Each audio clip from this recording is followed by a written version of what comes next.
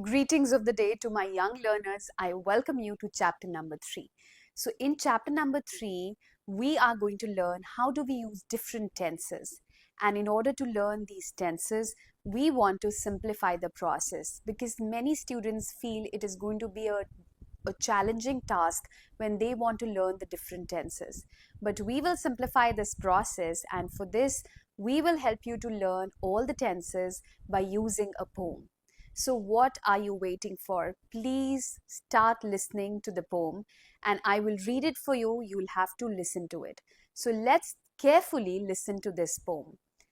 I play, you play, we play, they play, he plays, she plays, it plays, I am playing, you are playing, we are playing, they are playing, he is playing, she is playing, it is playing, I have played, you have played, we have played, they have played, he has played, she has played, it has played, I have been playing, you have been playing, we have been playing, they have been playing, she has been playing, she has been playing, it has been playing. So, this is how you have done this poem, and I want you to repeat it 3 to 4 times. You can also have the access to the web application to listen to this poem. Once you have listened it, you might have observed that how the tenses are changing. So when the tense changes, it is that sometimes we are using it has been and then the pronoun changes to you have been. I'm sure you will be able to notify the changes, and these changes happen because the pronouns are different. So in different tenses we have used the different verb forms. And now to check that how much you have understood, we have an exercise with us. I will help you to solve this exercise and will also give you hints that why a specific verb form is to be used. Let's start with the first one. The first sentence, as you can see in your workbooks in the chapter number 4, is I dash cricket every Sunday. So when you talk about something which is happening on everyday basis, it has become a routine. We always use the present tense, that's for sure. And we use the simple present tense. We also call it present indefinite. So what are you going to use here? I dash cricket every Sunday. We use the first form of the verb. And what is the first form of the verb? We call it play. I play cricket every Sunday.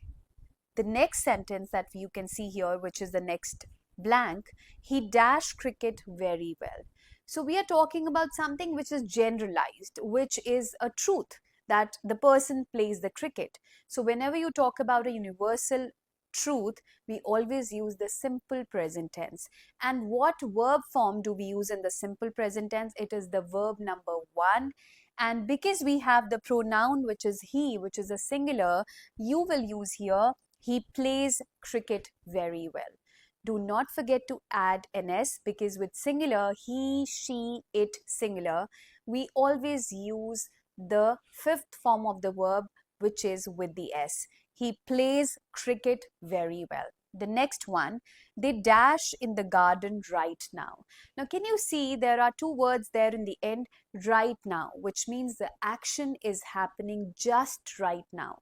And whenever there is an action which happens right now, which means you are supposed to use the present continuous tense. And what is the rule for present continuous tense? If you have singular, you will use is plus ing form of the verb. And see what verb you have. You do not have a singular here, rather you have a plural which is they. So with you, we, they, we always use are. So because you have they, the helping verb it's going to be are. They are, use the ing form of the verb, they are playing in the garden right now.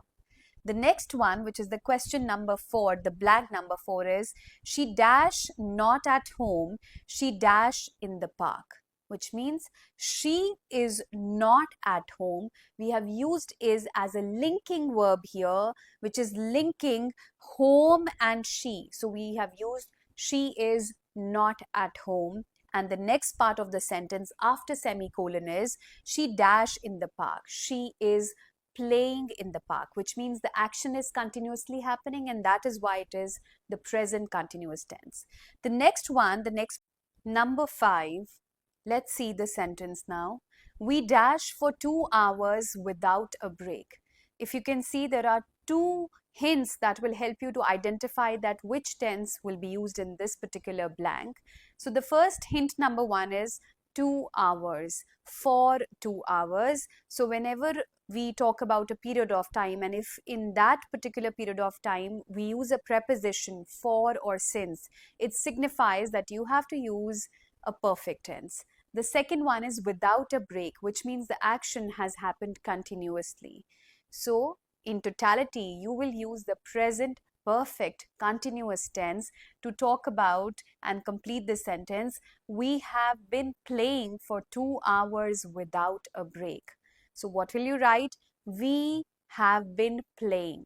So with we, you, they, or if you have any other plural, we always use have. Use been, which is a helping verb, and then use ing with the verb form. We have been playing for 2 hours without a break. The next one, which is the sixth one, it dash when the bell rings. It dash when the bell rings. See the last part of the sentence. It says the bell rings. It is in the simple present. So probably the first part of the sentence must also be in the simple present tense because it talks about a direct effect. So it should be it plays when the bell rings.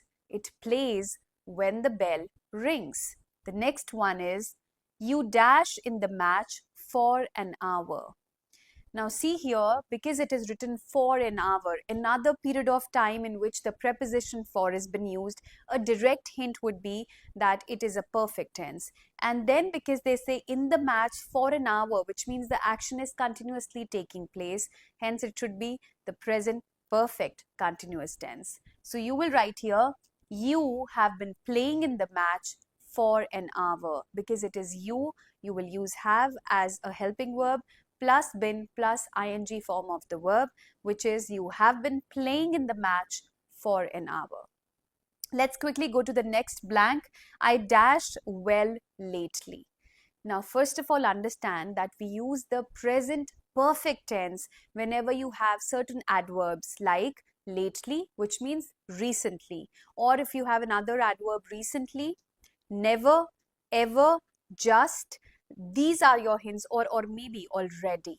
So if you have these adverbs, use the present perfect tense, and this sentence should be I have played well lately. With I, we always use have plus the third form of the verb for present perfect tense. I have played well lately. Lately means recently. The next one that we have is the ninth blank. He dashed regularly to improve his skills. Now we are talking about an action that is happening regularly. So when any action happens regularly, you know what to do, which is to use the present simple tense. So you will write here, he plays regularly to improve his skills. Use with he, you will use s and will use the fifth form of the verb. He plays regularly to improve his skills. The next one is the number 10. She dash since morning. Now, another hint is since morning. Again, we are using a particular time, and for that, we have used the preposition which is since. Since or for is always used when you have a perfect tense, and because we talk about an action which is continuously happening, hence you will use the present perfect continuous tense. She has been playing since morning. Why has? Because with he, she, it, or singular, we always use has in the present perfect continuous tense. She has been playing since morning.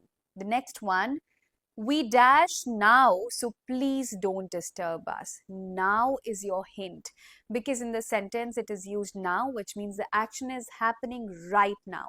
And you know that whenever an action happens right now, you should use the present continuous tense. And the sentence should be, we are playing now, so please don't disturb us. Are playing. With we, you will use are and will use ing form of the verb. In total, the sentence should look like, we are playing now, so please don't disturb us. The next one is the number 12. I dash every weekend with my cousins. They are talking about an action which happens regularly and it happens on the weekends. Every weekend they're talking about, which means it should be the present simple tense. I play every weekend with my cousins. With I, you, we, they, we always use the first form of the verb. So I play every weekend with my cousins. The next one, the 13th one, they dash well this season, which means they have already finished playing something this season, which means it should be the present perfect tense because it has given you a hint that this has finished. So when an action is been finished and recently the action finishes, we always use the present perfect tense. Your sentence should be like, they have played well this season. With they, you remember it has to be have as a helping verb plus use the third form of the verb. They have played well this season. The last one, it dashed with the ball across the field. So it is playing with the ball across the field, which means it is the present continuous tense. This is how we have learned that how different forms can be used. Along with this, we also have phrasal verbs. Now, phrasal verbs again play a crucial role when you speak to somebody. People who speak phrasal verbs are considered to be the better speakers of English. And if you want to become a better speaker, let's understand and naturally adapt using the phrasal verb. The first verb which you are going to do today is abide by. What do we do? What do we learn? It is abide by. What is the meaning of this phrasal verb abide by? Abide by means to follow or obey. And what you have to follow or what you have to listen to is a rule, maybe a law or a decision. For example, you always abide by what your principal tells you. You always abide by whatever your teachers tell you. So I abide by the rules of my school. Abide by means that you follow whatever rules are there in your school. Let's see the examples. We should abide by the laws of our country. The next is, as students, we must abide by the school rules. The next phrasal verb which we are going to practice is agree with. Now, what is the meaning of the word agree with? Agree with means that when you have the same opinion as someone else, when you agree with the opinion of the other person, we say agree with. I agree with the opinion of my teacher. I agree with Samira's decision. So, agree with means that you accept the opinion or any other truth that the person wants to speak. So let's see the example. I agree with her views. He agreed with me about the importance of studying every day. So I am sure that you will remember these two phrasal verbs. The first one is abide by and the second one is agree with. So this is how we have finished this chapter.